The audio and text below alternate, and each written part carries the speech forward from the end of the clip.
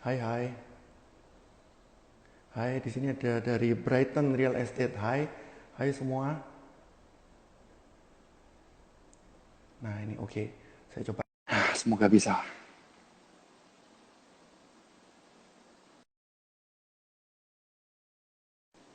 Oke, connecting. Nah, yap. Hai, Ya, Shalom. Selamat malam, Pak Didik atau Ko Didik gitu ya. salam, salam. Oke, salam Iya. semua.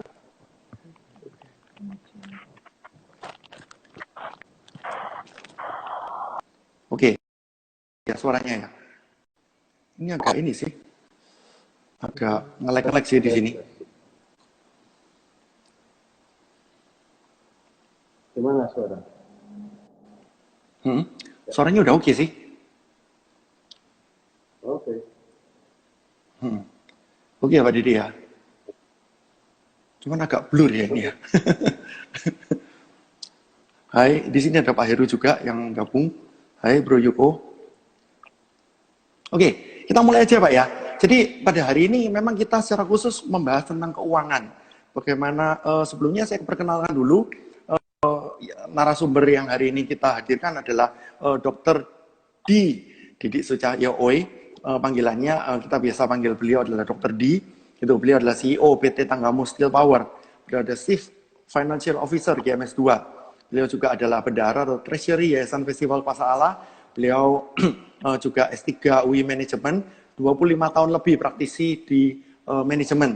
Nah, pada hari ini kita secara khusus membahas tentang keuangan gitu ya. Bagaimana dalam era COVID-19 ini juga Surabaya yang kemarin diputuskan untuk ikut PSBB beserta Sidoarjo dan Gresik gitu. Keuangan sebelumnya saya ingin ngasih pengantar dulu Pak Didik.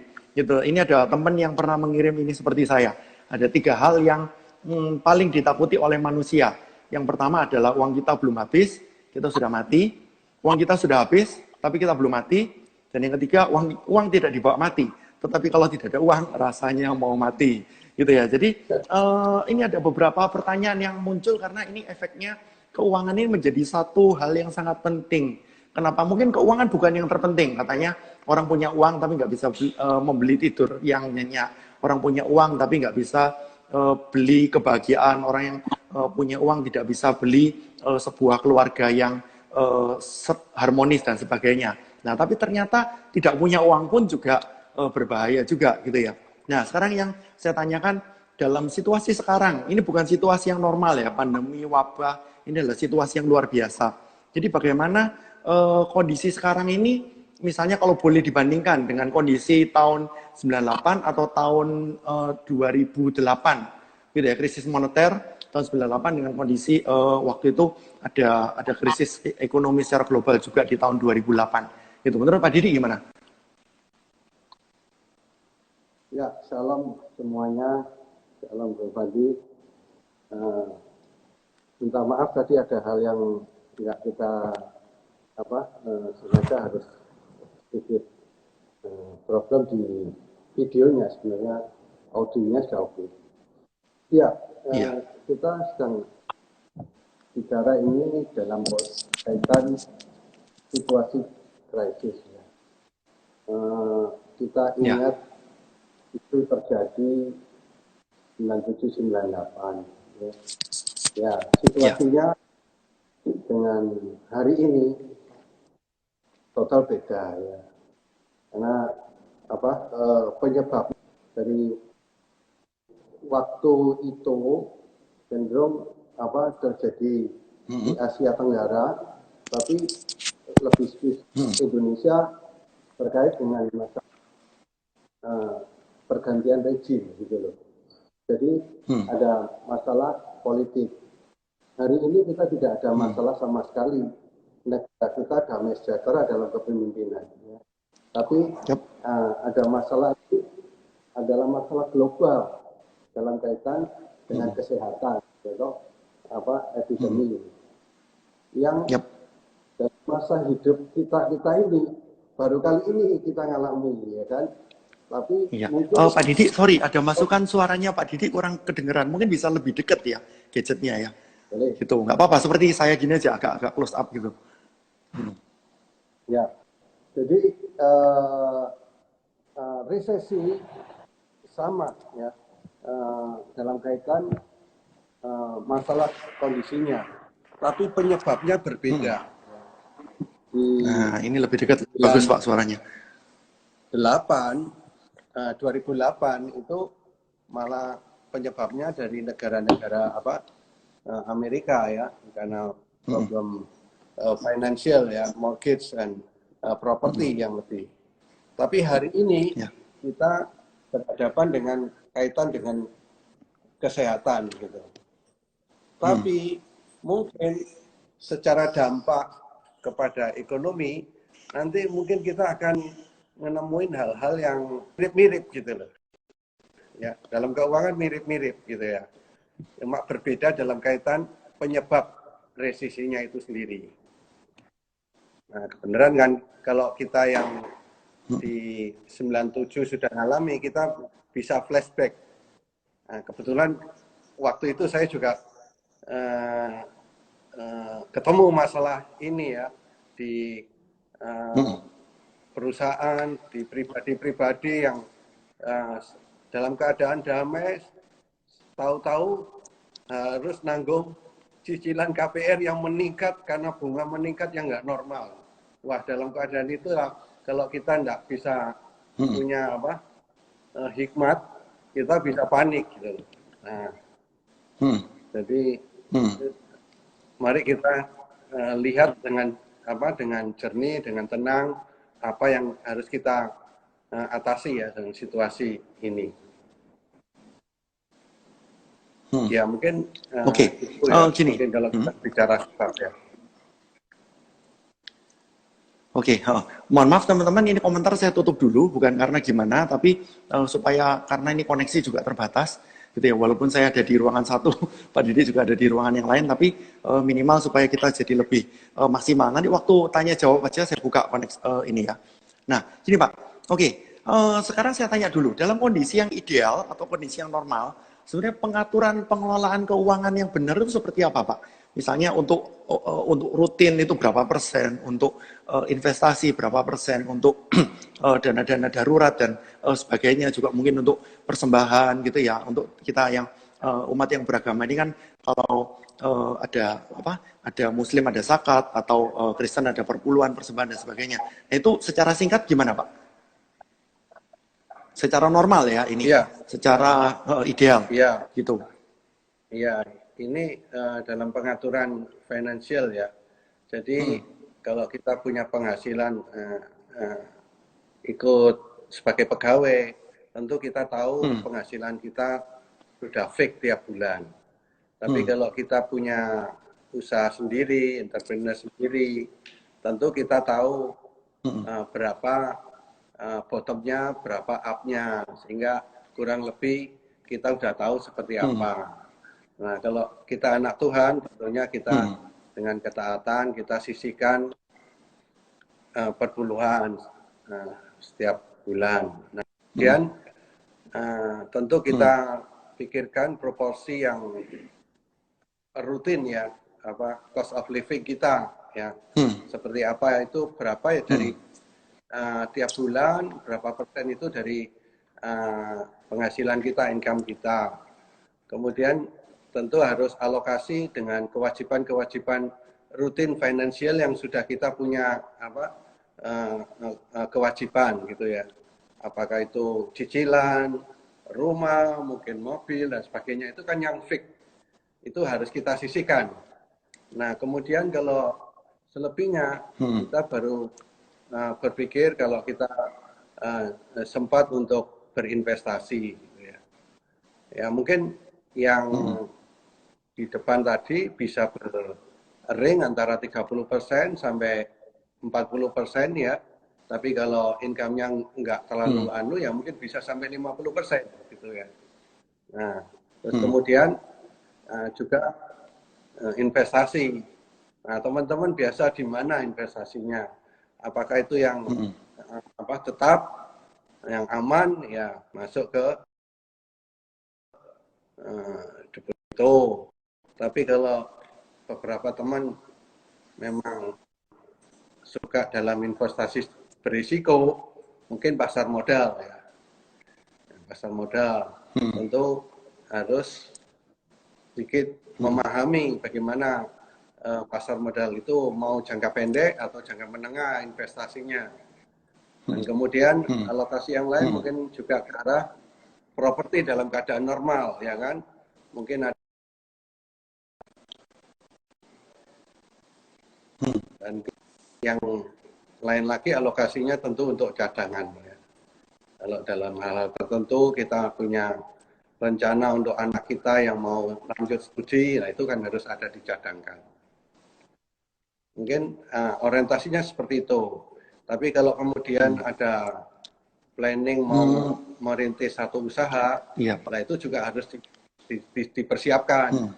Berapa nanti alokasi yang ke sana, berapa kita sedang mempersiapkan dalam usaha yang akan kita rintis itu. Ya.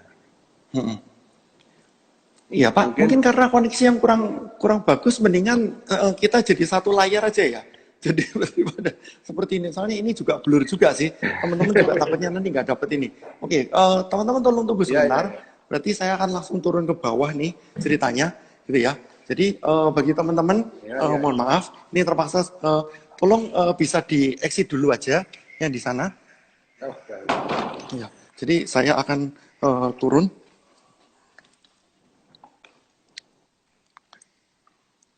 Oke, ini saya remove. Nah, teman-teman jadi ini harus jadi lebih ini ya. Oke, sekarang kita lebih nah begini. Bentar ya.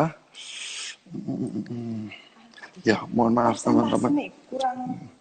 Nah, mungkin tadi bisa diulangi Pak Didi, gitu ya, untuk persentasenya ya. Gitu. Sorry, ini mending saya dulu. Nah, kira-kira oke. Saya akan buka komentarnya dulu untuk tahu feedbacknya teman-teman. Gitu. Apakah suara kami udah jelas? Gitu ya. Tolong bisa di ini, bisa di itu. Tolong teman-teman bisa 1-2 teman bisa bantu. Gitu. Udah ini belum. Oke, udah jelas ya suaranya ya. Oke. Jadi komentar akan saya tutup lagi. Gitu. Nggak perlu rasanya. Gini aja udah cukup. Udah gini aja deh. Oke, gimana Pak Didi? Iya, jadi keadaan normal tentu kita harus mensinkronkan dengan planning kita. Jangka pendek ini artinya dalam tahun berjalan, apakah kita ada alokasi mau ekspansi atau mau buka usaha baru. Nah, itu juga menjadi pertimbangan bagaimana kita mengatur porsinya gitu. Nah, kalau seperti itu kan tentu alokasinya lebih banyak ke arah sana kan, karena untuk ekspansi toko atau outlet atau kapasitas kita mau nambah gitu loh. Tapi kalau enggak, ya berarti apa yang dalam kontrol kita, pasti yang pertama ya expand yang basic, yang cost of life sama rutin yang kita punya. Itu masing-masing tahu kan berapa dari income kita, terus berapa yang rutin yang kita spend. Ya. Nah, itu bisa 30%, bisa 40% mungkin ya. Nah, sisanya tadi kan kita anak Tuhan sudah spend 10%, itu nggak bisa atau mungkin punya hati yang lebih, malah beberapa orang memberikan perpuluhan lebih dari 10% gitu ya. Nah, kemudian sisanya yang sekitar berapa itu 60%. Nah, ini tinggal alokasi. Apakah ini kaitannya sama investasi? Nah, kita alokasikan berapa? Mungkin 10 atau 20%. Nah, dalam pilihan itu kita ada variasi ya. Apakah kita suka di dunia properti, berarti kita sasarannya ke sana. Ataukah kita suka yang short term, in out ya, di pasar modal. Nah, seperti itu. Tapi kalau kita mau tidak ada waktu dan kita tetap punya kesibukan rutin, ya paling gampang ke arah deposito atau reksadana, karena situ. Nah, itu alokasinya bisa diatur kira-kira 10-20% ke sana. Ya, itu mungkin yang tapi tentu harus ada reserve untuk studi anak kita yang mau lanjutan mungkin. ada yang mau ke uni dan sebagainya. Nah ini kan harus dipersiapkan ini. Gitu. Nah, oke. Bagaimana dengan beberapa teman-teman yang mungkin secara keuangan masih benar-benar terbatas gitu ya, Pak ya? Kita kalau misalnya beberapa teman sih bilang, oh itu bisa dilakukan kalau katakanlah pendapatannya 10 juta lebih atau 20 juta lebih gitu ya. Tapi kalau saya dengan pendapatan di bawah 5 juta gitu misalnya. Nah, itu gimana, Pak? Wah, kalau pendapatan yang seperti itu, tentu proporsi untuk cost of life paling dominan ya kan ya. Ya. Mungkin bisa di atas 60%, 70% gitu ya. Terus belum lagi kalau kita punya tanggungan rutin, cicilan KPR. Nah itu sudah biaya hidup, KPR, dan anak sekolah ini sudah prioritas nomor 1 ini ya kan gitu. Ya. Nah ini harus kita number 1. Nah, namun demikian kalau memungkinkan tentu kita harus punya tatanan, strategi dan taktik supaya jangan spending semua gitu. Berarti harus ada ke depan punya planning apa dengan istri, satu berunding. Syukur kalau dua-duanya bekerja gitu ya, ada double income seperti itu. Oke. Jadi teman-teman sekarang kita masuk ke berikutnya ya, gitu. Jadi gini, bagaimana dengan pendapatnya Pak Didi untuk kesepakatan suami istri untuk kadang-kadang kan kita menikah gitu ya, kita menikah terus ternyata mertua perlu disupport, terus misalnya ternyata ada adik ipar yang masih sekolah gitu, terus ada keponakan yang perlu disupport juga untuk masalah pendidikan atau biaya hidup dan sebagainya. Nah itu gimana Pak untuk masalah kesepakatan ini bisa disinggung secara singkat ya?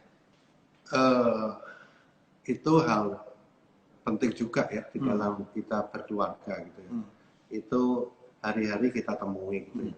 Kita punya orang tua, orang tuanya istri ya papa mama kita, orang tua kita ya papa mama istri kita gitu loh. Jadi tidak ada batas papamu apa papaku, semua sudah menjadi orang tua kita gitu loh. Nah kalau mereka itu masih bisa mandiri, ya paling nggak kita memberikan atensi yang nggak rutin tapi secara berkala aja gitu. Tapi kalau kondisi mereka betul-betul membutuhkan perhatian dalam support, ya tentu kita harus mempunyai understanding lebih gitu ya dengan istri, bagaimana kita memberikan kontribusi. Syukur kalau di keluarga juga bukan kita aja, kalau kita bukan anak single, mungkin bersama saudara yang lain, jadi berbagi tugas gitu ya. Jadi kalau kesehatan siapa yang cover, siapa yang antarkan ke dokter, tapi kalau yang delay siapa gitu. Sehingga kita punya tanggung jawab lah sebagai anak terhadap orang tua. Gitu. Nah ini domain kita gitu. Nah masuk ke keponaan dan sebagainya, ya ini menjadi ekstra ini ya. Kalau mereka sudah dewasa, tentu berbeda. Namun kalau mereka masih dalam usia studi, wah ini harus benar-benar menjadi diatur sebagian rupa supaya mereka tidak mengambil porsi yang dominan, mengambil sekolah yang tentu dengan school fee yang tidak berat, tapi bisa dijalankan. Dan dari waktu ke waktu kan ada proses, nanti akan ada lebih baik dan lebih baik gitu ya. Ini satu pertanyaan lagi Pak yang sering ditanyakan oleh teman-teman nih. Boleh nggak kira-kira ada uang laki gitu Pak? Jadi kadang-kadang kan kita sebagai uang laki atau misalnya uang perempuan gitu kan juga ada, cuman lebih terkenalnya kan uang laki. Maksudnya terkadang seorang suami itu memberi istrinya itu hanya sekedar maksudnya hanya yang ada secara resmi dalam slip gaji. Cuman kadang-kadang ada pendapatan tambahan seperti bonus, insentif dan lain-lain. Nah itu kadang-kadang kan suami ini bisa aja menyimpan itu sebagai cadangan darurat gitu ya, atau menyimpan itu sebagai cadangan untuk hobinya atau untuk keluarga yang dia yang istri kadang-kadang juga nggak setuju apa gimana Pak? Ya, uang laki uang perempuan ya boleh aja, tapi entar jangan keliru ya, mengerti aja ya. uang laki, uang perempuan, kan perempuan yang juga perlu merawat diri atau ikut fitness, ikut kebugaran, dan saya rasa untuk kesehatan ya kita memberikan kelonggaran. Yang laki mungkin punya kebiasaan atau hobi yang berolahraga dan sebagainya, kan memang harus ada spending tertentu. Tapi kalau kita suami istri ya kita tahu akun kita ya, semua transparan. Iya transparan, punya kita, punya istri punya kita gitu loh. Jadi nyaman gitu. Tapi lain cerita kalau uang laki ini uang yang untuk entertain yang sifatnya kenakalan. Nah ini perlu dikoreksi kalau yang itu lah, gitu lah. Jadi intinya ada transparansi gitu ya dalam keluarga. Gitu ya. Jadi tidak yang suami tidak menyembunyikan sesuatu, yang perempuan juga tidak menyembunyikan sesuatu, gitu. Tapi terkadang bisa aja dibicarakan hak-haknya gitu ya. Jadi ada pos untuk ini yang adalah kesepakatan di antara kedua belah pihak gitu ya. Transparansi itu enak ya. Dalam kita menjalankan itu nggak perlu kita ini, kalau kita nggak transparan, mungkin satu waktu kita nggak jujur ya, akhirnya membuat kita nggak jujur. Nggak jujur itu satu, terus memunculkan dosa yang berikutnya itu. Jadi nutupi satu, membuka celah yang kedua, dan seperti itu akan jauh lebih jauh kita menyimpang. Tapi dengan transparansi bersama, kesepakatan bersama, enak sekali gitu. Nggak sampai yang seperti itu. Jadi kalau kita membohongi kan kita mikir, waduh nanti kita harus cari alasan apa, nutupi hal yang dibohongi lagi kan gitu lah. Nah kalau transparan nggak perlu pikir-pikir gitu sama tahunya kan gitu ya kan. Oke. Nah sekarang satu lagi, ini tentang ini Pak, satu hal yang sensitif yang mungkin yang kita bisa bahas agak panjang lebar gitu ya. Jadi tentang konsep tentang hutang gitu. Apakah kita boleh berhutang, sejauh mana, dan bagaimana kalau misalnya sekarang ini hutang-hutang sudah menumpuk dan sedang mengejar kita. Mungkin yang pertama dulu ya, gitu. Apakah sebenarnya kita boleh berhutang, dan hutang yang diperbolehkan itu seperti apa? Ya, hutang. Nah ini menarik. Ya. Nah juga nanti kaitannya lagi situasi krisis gini. Tapi berhutang, mari kita pilahkan dengan dua bagian. Ya. Hutang yang pertama adalah hutang untuk konsumtif atau hutang untuk produktif. Nah itu dua hal yang beda ya kan.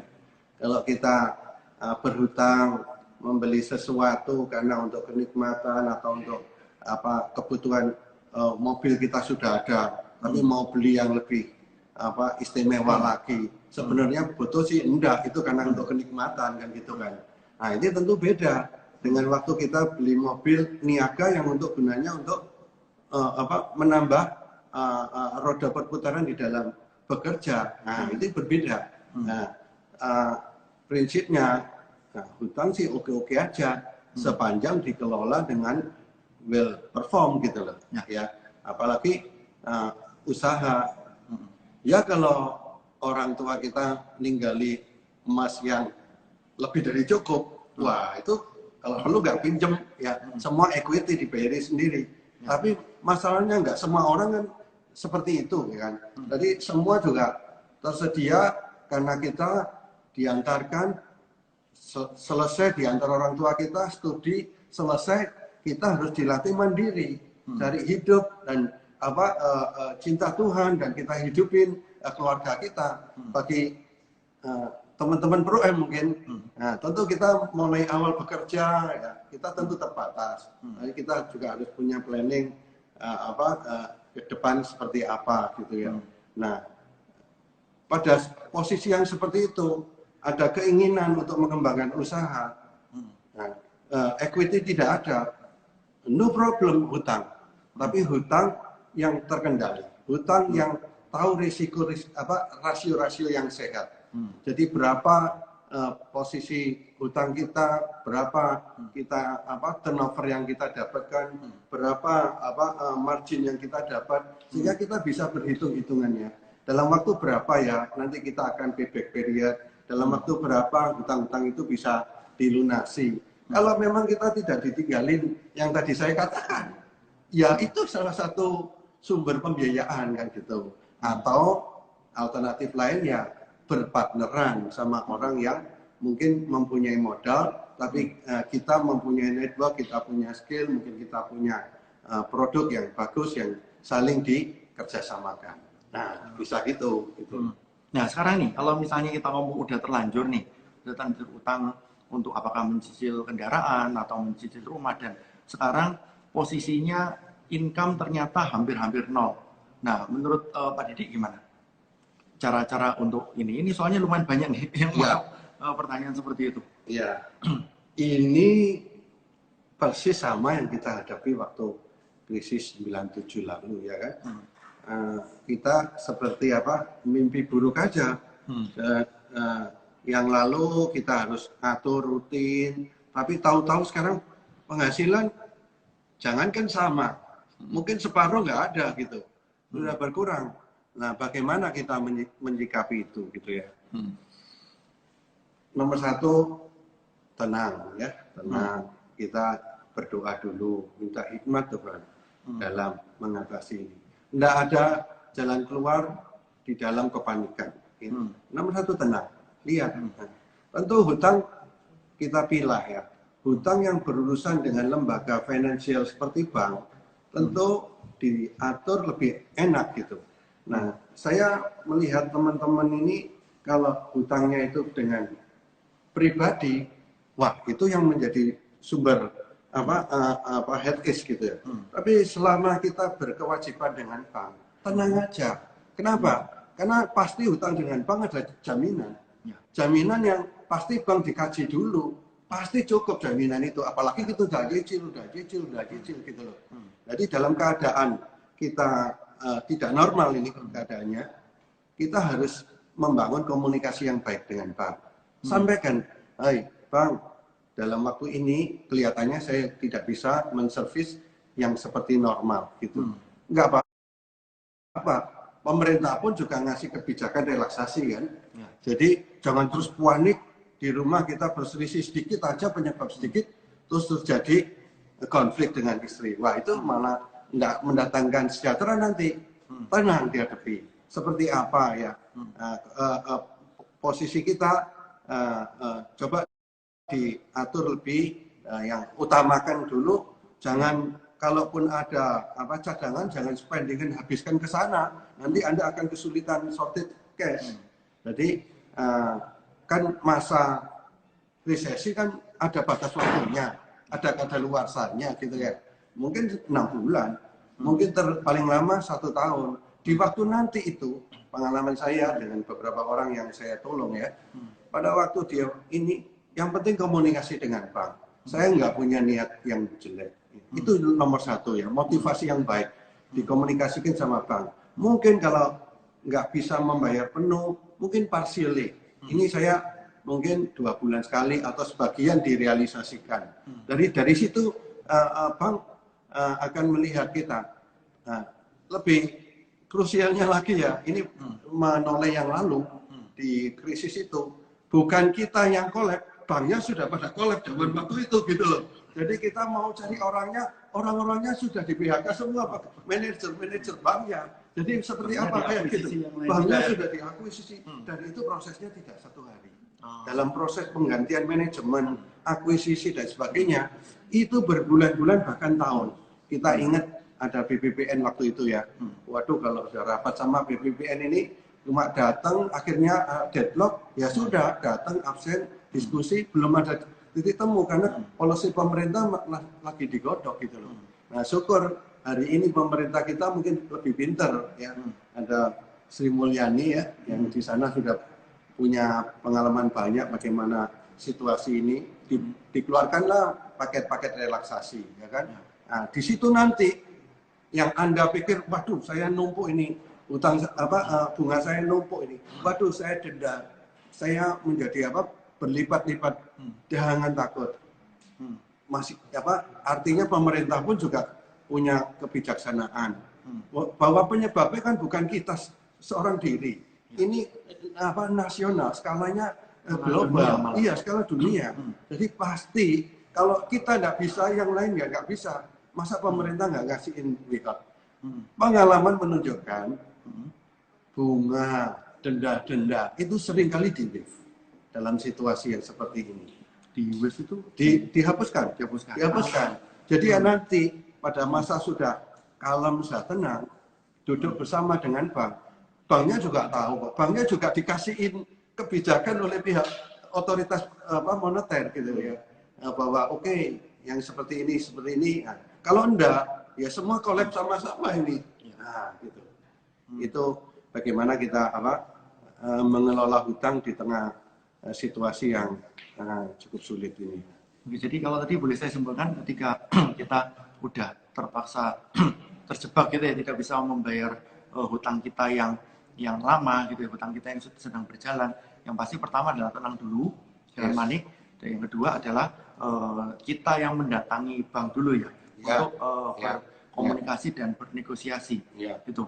Tapi sorry, satu lagi Pak, kadang-kadang pemikirannya teman-teman kan begini gitu, masalahnya sebelum kita datengin bank, yang datang itu debt collector-nya dulu gitu Pak, yang serem-serem itu gitu, menteror lah, apalah gitu, mencegat kita lah gitu, nungguin kita di kantor, nungguin kita di rumah. Nah itu gimana Pak?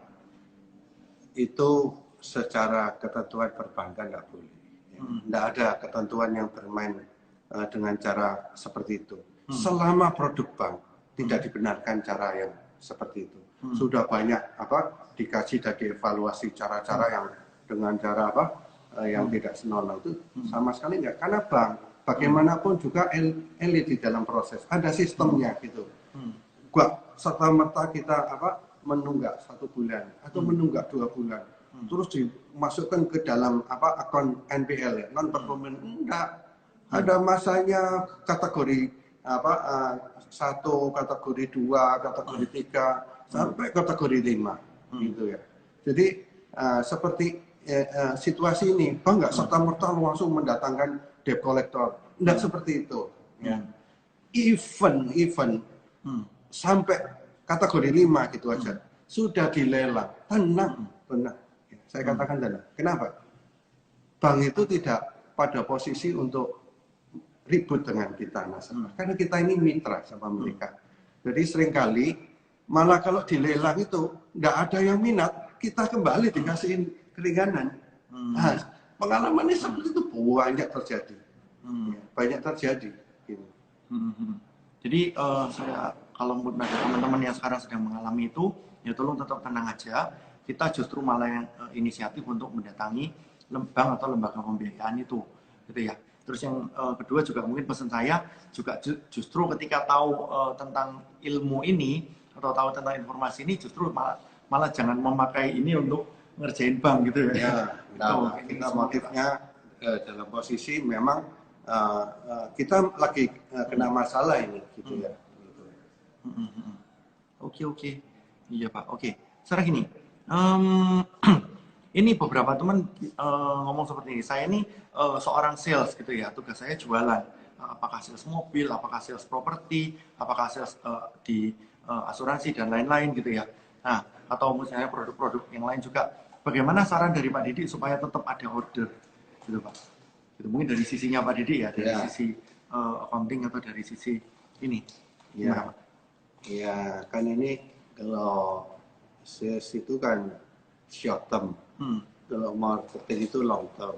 Bagaimana servis kita di masa-masa yang lalu, gitu ya. Kalau servis kita, pelayanan kita baik, gitu ya. Kalau bicara mobil ya, itu masih basic need ya. Ada masyarakat yang membutuhkan, gitu ya. Tapi kalau situasi itu ya tentunya company tempat kita bekerja kalau memberikan promo, diskon, mungkin itu menjadi daya tarik tersendiri, atau pakai paket pembiayaan yang ringan.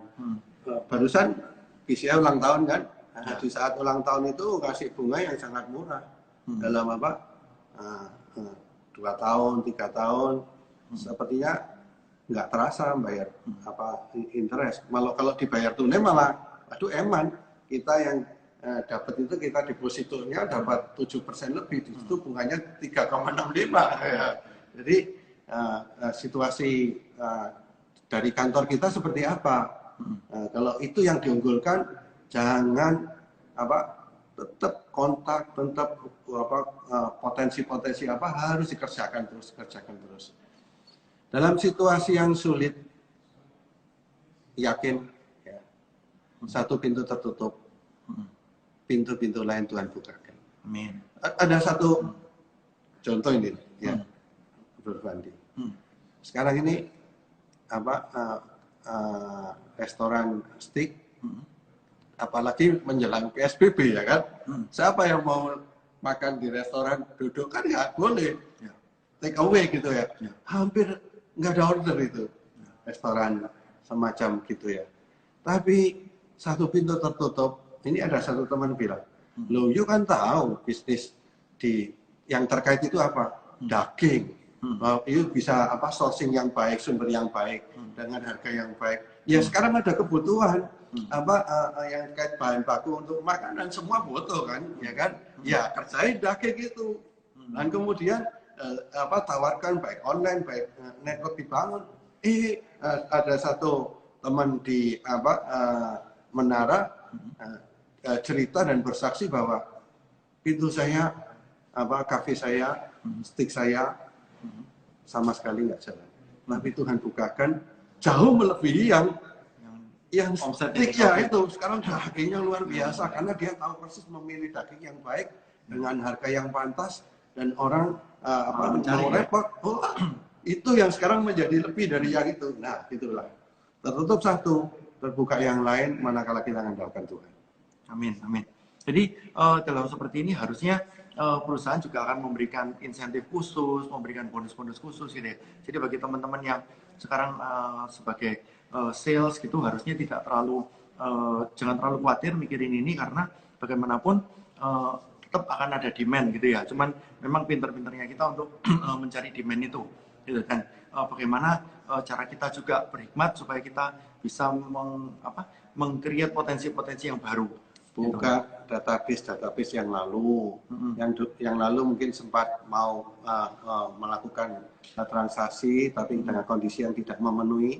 Dengan kondisi sekarang syaratnya lebih ringan, itu dihubungi mungkin masih bisa di follow up lagi dan seterusnya.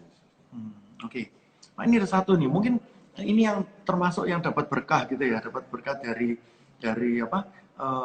wabah ini. Maksudnya berkah itu bukan karena gimana, tapi pas mungkin bisnisnya sekarang jadi bagus. Jadi dia ngomong, apakah boleh meminjamkan uang dengan bunga yang tinggi? Dan kebetulan yang pinjam itu ternyata bersedia, gitu. Nah itu gimana Pak menurut Pak Didi? Ya banyak firman dan Pastor Philip juga mengajarkan kita tidak mencari berkat dari riba, ya kan? Kalau kita keberkatan dan kita tahu ada orang yang membutuhkan, ya ini saya bacakan ayatnya aja ya. Ulangan 23:19. Janganlah engkau membungakan kepada saudaramu baik uang maupun bahan makanan atau apapun yang dapat dibungakan. Banyak deh ayatnya. Ya. Intinya jangan kita mengambil rezeki dari itu. Kalau orang dunia mengatakan dapat berkat karena riba, itu uang panas. Saya banyak bergaul dengan orang-orang yang kebenaran dapat berkatnya itu dengan cara yang tidak wajar dan normal. Kelihatannya waktu terima berkat, waduh, asik gitu ya. Tapi ingat, waktu berjalan terus. Dan setiap kali yang katanya uang panas ini, ada hukum tabur tuai. Nggak terasa dan tidak ada di dalam konteks, tahu-tahu di seberang sana ada kena sakit, kena masalah, perceraian, itu di dunia aja tahu. Orang dunia tahu ya, itu. Common sense ya. Iya, common sense gitu loh. Jadi kalau kita mau nolong, udahlah katanya Pastor Philip, yang berapa kamu damai sejahtera dengan istri kamu, ya kasih aja. Yang memang kamu tahu. Nah, seperti itu mungkin konsepnya. Jadi situasi sekarang jangan berpikiran karena situasi yang ini orang mau membayar persentase tertentu, lupain deh. Malah nanti nggak repayment itu nggak akan dibayar ulang gitu loh. Jadi berpikir gitu aja, lebih enak gitu. Ya, jadi kalau mau bantu ya bantu yang ikhlas sekali. Gitu. Ya tentu nggak seperti berapa yang diminta, Anda lebih tahu persis. Mungkin diberikan partisipasi gitu ya. Nah ini ada satu lagi Pak, mungkin yang juga sama-sama bisnisnya lagi bagus nih waktu wabah COVID ini. Investasi apa yang saat ini paling aman? Itu Pak. Nah, jadi investasi macam-macam ya. Kalau dibilang aman ya sudah semua orang tahu lah, emas aja. Trennya naik terus ini. Gitu loh. Emas pasti aman gitu ya. Nah, investasi lainnya hati-hati ini yang saya bilang deposito ya. Di dalam bagian ini harus pintar-pintar, jangan taruh di satu keranjang. Anda punya telur, resiko harus di spread. Nah, dulu masa krisis yang lalu nggak ada penjamin, lembaga penjamin. Begitu kolab, udah banknya kolab, kemana? Nggak ada jaminan bisa kembali itu.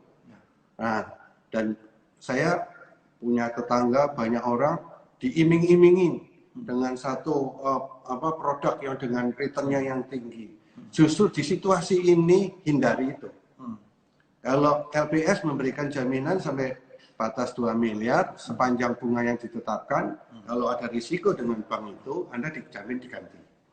Jadi kalau uangnya itu sebarin di berbagai bank, pilih bank buku 4 mungkin ya. Nah, nanti kalau yang alternatifnya ya buku 3. Kalau deposito seperti itu. Jadi jangan situasi sekarang masih mengasih bunga 8% segini. Wah, itu Anda malah saya tarik kalau saya.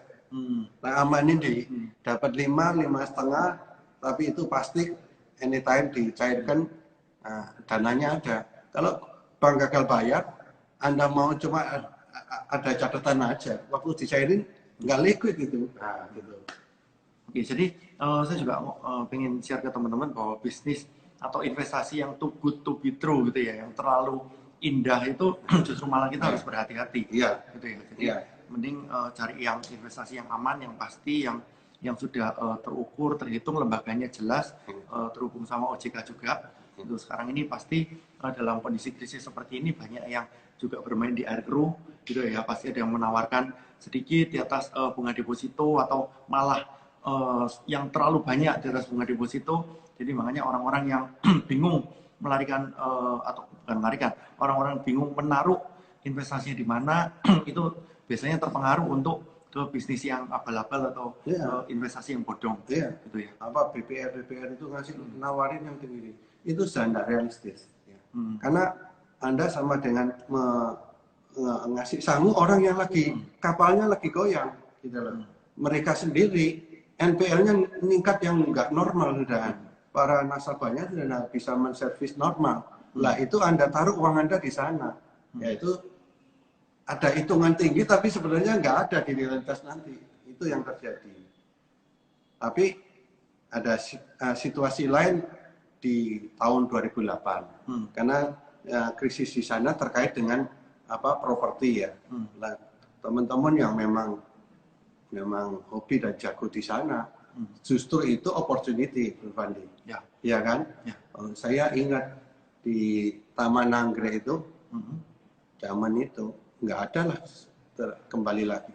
200 juta apartemen satu. Jadi gulanya 50 buat tetap gitu.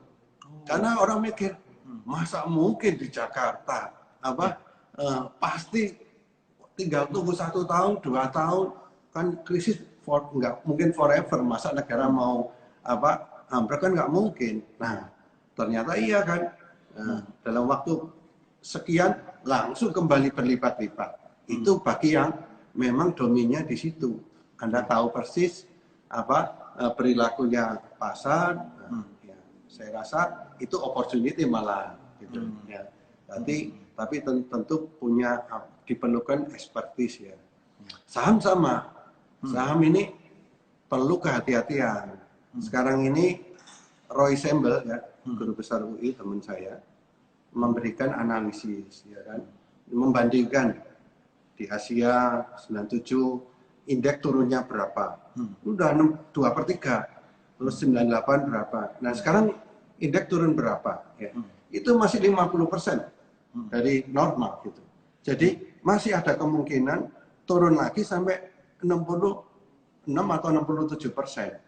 Jadi bagi yang pemain menengah, jangka menengah atau jangka panjang, mungkin Anda nunggu timing di bottomnya nanti. Masih ada, apalagi ini COVID ini relatif baru mulai kan, belum berdampak, ini belum peaknya, terus nanti akan slow down-nya lagi.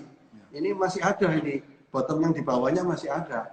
Tapi bagi pemain yang jangka pendek, turun sedikit keluar, terus sedikit keluar. Nah itu juga ada tekniknya gitu loh. Itu berbeda tentunya orientasi yang berorientasi harian atau mingguan sama yang berorientasi jangka menengah gitu loh. Ya.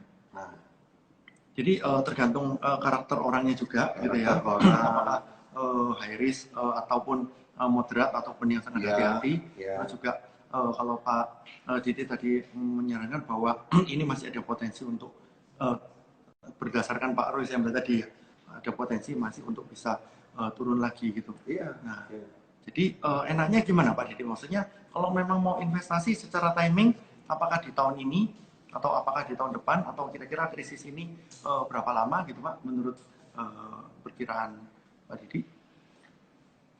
Kalau makro, saya diskusi sama teman-teman, mungkin nanti recovery yang benar-benar sehat dan normal itu 2024 ke sana. Ya, akan terjadi recovery-nya gitu. Tapi recovery atau sudah sehat Pak? Di sana boleh dibilang risikonya ada kecil sekali. Nah, tapi ini masih akan ada bottom sampai akhir 2021.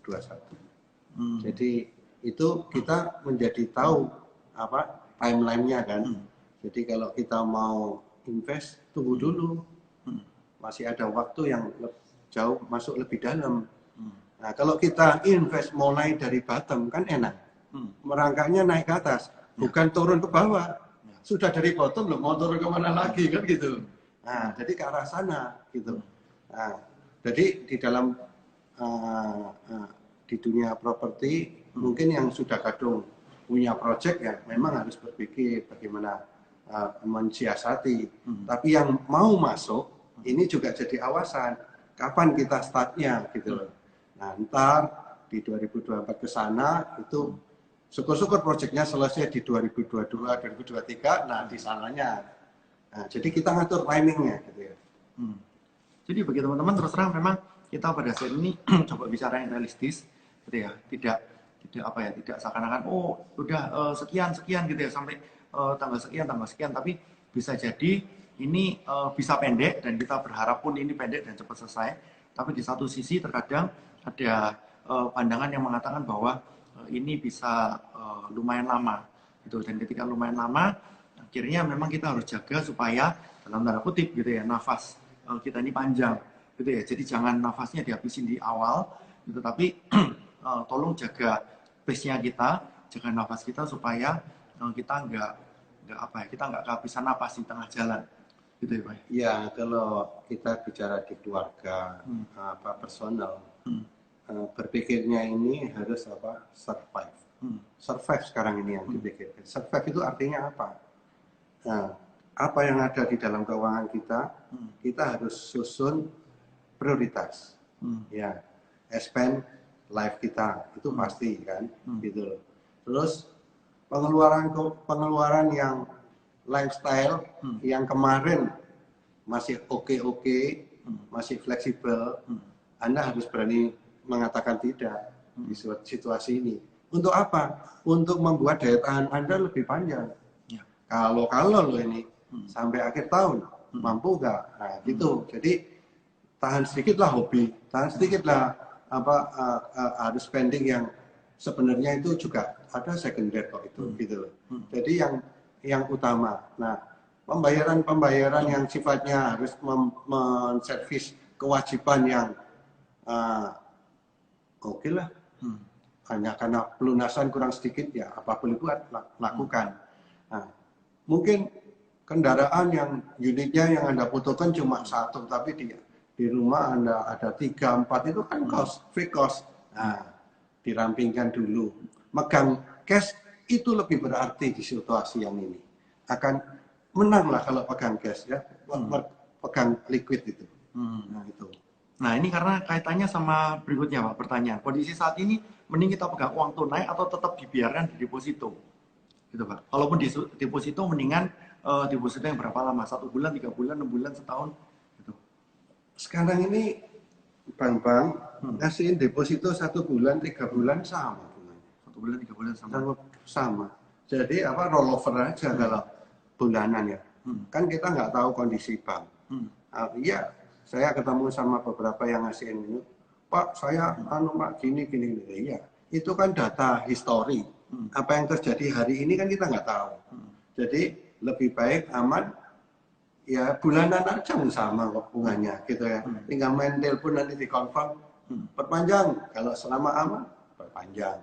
Kalau ada kurang baik anytime bisa ditarik dan ada dikondisikan kalau aku narik nggak kena penalti. Nah seperti itu. Sudah bunganya nggak dikasih dikenakan penalti loh. Nah ini bisa kompromi dengan bank kaitan deposito gitu. Nah apa enak di uang di cash apa di apa tadi? Di deposito. tunai keras gitu ya. Ya. Ditaruh di bak kasur gitu. Ya. Atau di bawah bantal. Sebenarnya belum lah ya. Sampai seperti apa? Orang seperti apa? Ya untuk jaga-jaga di rumah ya secukupnya aja ya. Nggak perlu panik gitu. Jadi kalau kan kita juga ada token online anytime 10 menit langsung kita pindahkan, sudah pindah itu. Kalau ada bank itu bermasalah gitu. Nah, jadi deposito sepanjang Anda dijamin OJK masih aman gitu ya. Tapi kalau di satu mulai dipisahkan supaya risikonya ini. Tapi ya itu saya rasa dibagikan gitu ya. Oke. Ya, jadi bagi teman-teman sekarang coba saya buka ya kolomnya komentar. Gitu. Jadi yang mau tanya silakan gitu. Tapi mungkin mohon maaf bacanya harus ini ya, harus agak miring dikit gitu ya. Nah, gitu. Jadi bagi teman-teman yang masih ada pertanyaan silakan gitu karena maaf sekali lagi karena masalah koneksi yang tidak terlalu baik makanya akhirnya jadi ini. Jadi apa? Kita harus menjadi layarnya jadi landscape gitu. Soalnya kalau misalnya layarnya kita jadikan portrait itu malah kami harus lebih debet-debetan lagi. Padahal kan ceritanya harus ada physical distance gitu ya. Jadi ini memang mohon maaf agak ngelanggar juga. Daripada Pak Didinya di layar saya itu kelihatan blur gitu ya, bener ya. Jadi kelihatan sangat blur gitu. Ada teman-teman yang mau bertanya? Jadi tadi saya rasa udah jelas ya, maksudnya kita bagaimana konsep kita tentang uang, bagaimana kita memanajemen, bagaimana ini bagaimana konsep kita tentang hutang gitu ya, terus bagaimana pola kita investasi. Jadi saya juga sempat katakan tadi ada pertanyaan ya, boleh tahu profilnya ini Pak Didi. Tadi sudah saya udah jelasin. Jadi kalau mau tahu lebih jelas, IG Live ini 24 jam akan nangkring gitu. Dan juga nanti ada channel YouTube saya akan tulis nanti di IG story saya. Apakah BPJS mendapatkan relaksasi atau refinancing? Gitu Pak. Gitu.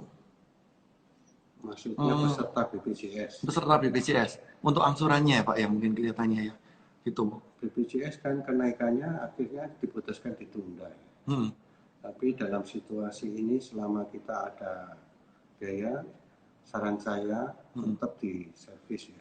Karena anytime kita membutuhkan, itu harus kita pakai itu kan. Gitu. Dan situasi seperti ini siapa yang mengira gitu kan ya. Waktu-waktu dibutuhkan kan harus dalam posisi on kan. Nah ini Pak, ada satu pertanyaan Pak Didi. Teman saya ada yang punya ruko dan sudah akan disita oleh bank. Semula bank memberikan waktu 1 tahun sampai lelang. Tapi akibat kasus corona ini malah disuruh segera pindah. Bagaimana ya Pak? Nomor satu, komunikasi. Pegang peranan itu. Ya. Karena apa yang kita temui, institusi, bukan satu orang petugas itu. Belum tentu itu menjadi kadang karena pribadi orangnya itu. Mungkin coba hubungi lebih atasnya atau kepala cabangnya gitu loh.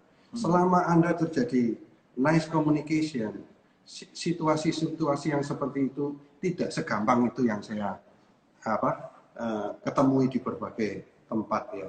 Selama Anda tidak terjadi komunikasi yang keras, bank masih mencari jalan yang terbaik gitu. Dan pada akhirnya bank juga intinya kan kembali, tapi kembalinya berapa? Recovery rate-nya berapa? Kan gitu aja. Dan tidak semudah langsung liquid gitu. Jadi biasanya saya ketemuin yang pegawai bank sampai atasan, bahkan manajernya atau direkturnya, itu bukan yang punya, semua profesional gitu loh. Jadi yang kita hadapi ini adalah orang profesional. Lain cerita kalau kita ketemu sama orang yang pemiliknya sendiri, itu langsung kena dia. Saya banyak ketemu sama orang-orang bule, asalkan komunikasinya nyaman dan sebagainya, enggak ada niat mereka legal action, enggak. Dari solusi yang cari kompromi ini, dan dia juga sudah mencoba pasang di media untuk dilelang, tapi gagal 2 kali. Dia juga ada budget untuk pasang itu. Nah, daripada spending, dia akan kompromi dengan debiturnya. Itu terjadi di mana-mana. Solusi yang paling banyak untuk aset jaminan adalah dengan debiturnya, bukan dengan peminat baru. Gitu. Oke. Pak, ini waktu kita tinggal 1:22 ya. Jadi mending teman-teman karena ini masih seru-serunya, mendingan kita putus sebentar lalu kita nyambung live lagi gitu ya. Gitu. Jadi bagi beberapa teman yang ini tolong masukkan aja pertanyaan ke IG story saya atau nanti diketik lagi. Sebelum ini tahu-tahu putus dan tidak bisa disimpan. Jadi saya mending ini kita berpisah sebentar. Jadi bagi teman-teman yang masih berminat untuk bergabung, itu silakan kita akan sambung lagi sebentar lagi ya.